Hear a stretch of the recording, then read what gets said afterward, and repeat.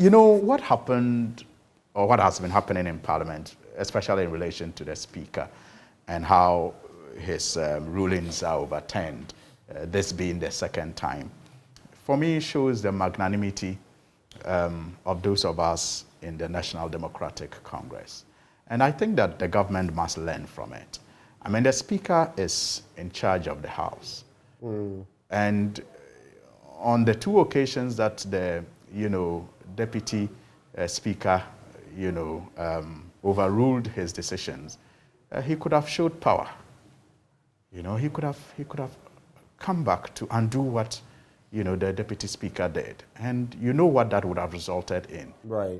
Some a sort of power play. And for me, to be honest, that was a standout for me. Of all the things that happened, I actually thought, following proceedings, that he was inching towards that. So when he did not do it, I felt, oh wow. I'm telling you. I mean, regardless of everything. Excuse me to bask in that glory and say that that is the magnanimity you find with those of us in the National Democratic Congress. It's not always the show of power and authority at every point in time. It's about working together. It's about, understanding that, people may have different views and may not really be bent on undermining you and bringing you down. So you are broad-minded. You take their decisions even when you disagree with it in a way that you do not bring about conflict. And I think that's what Speaker Bagwin did end by talking about working together.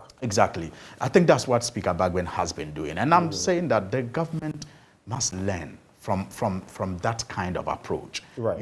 Instead of always wanting to show we are in charge and you can, go bend the sea or hug the transformer.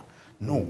I mean, there must be a way for you to work with people that you even have authority over. Right. Without making them feel small, without making them feel without unnecessary like they don't matter. Yeah. So I commend the Speaker for that. And I think that we all need to learn from that attitude moving forward.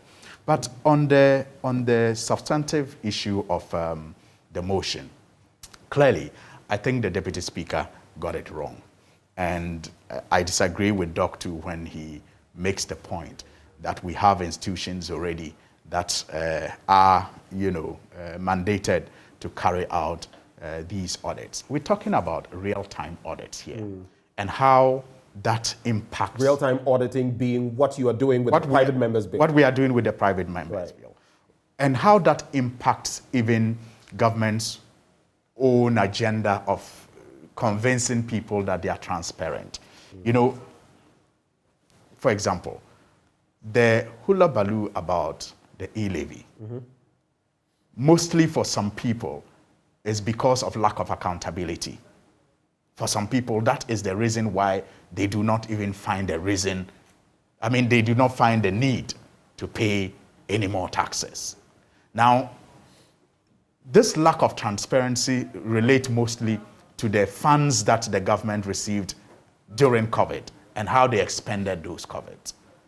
So you want people to believe that you utilize those funds well so that you can even engender confidence in them to want to contribute more through an e-levy. You want the e-levy now. You don't want it in the future.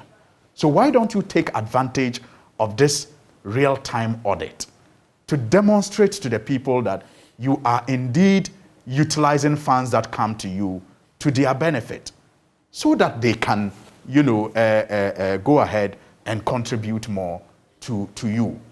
Now, it is not just the minority that is calling for this. Only this week, Send Ghana, you published that story. Your media house published that story. Made a similar call for a special audit to be done on the COVID funds.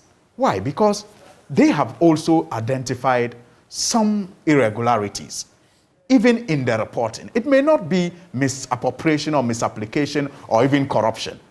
But if the reporting is not right, anyone can be forgiven to assume that the money has been, misapplied or squandered.